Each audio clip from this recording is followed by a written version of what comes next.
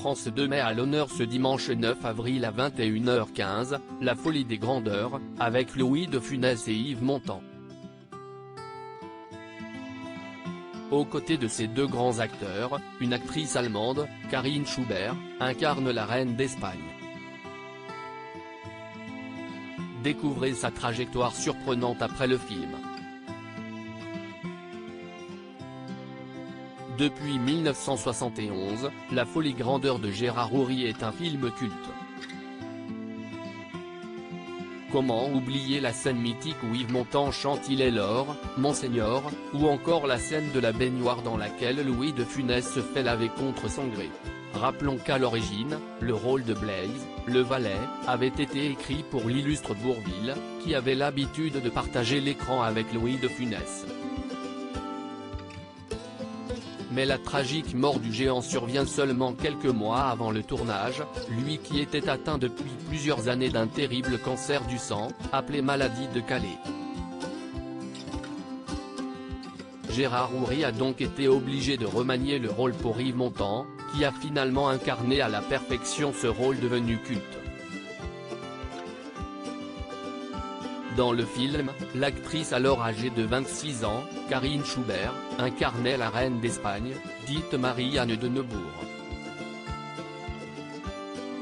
Or, à la sortie du film, qui a rayonné dans toute l'Europe, l'actrice allemande a, au départ, reçu de multiples propositions de rôle.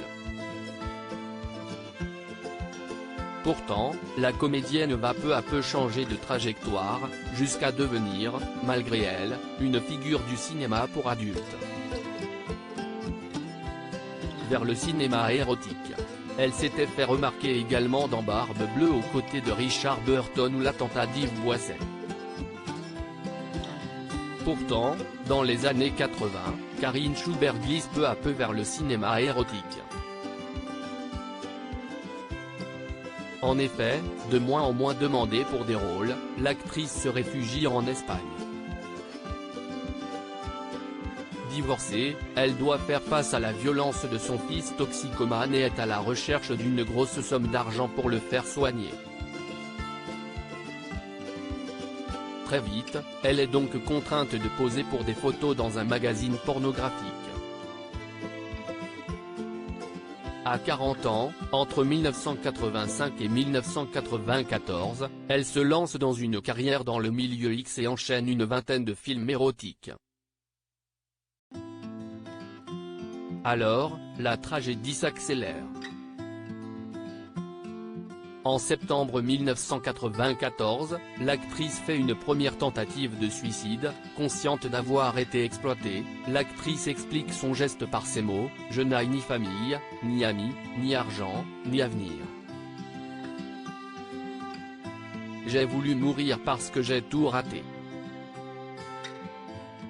Pour les gens, je suis une putain », rapporte le magazine Télé Loisirs. Peu de temps après, elle est internée en hôpital psychiatrique. Aujourd'hui, l'ex-reine d'Espagne vivrait en Italie, où elle se repose.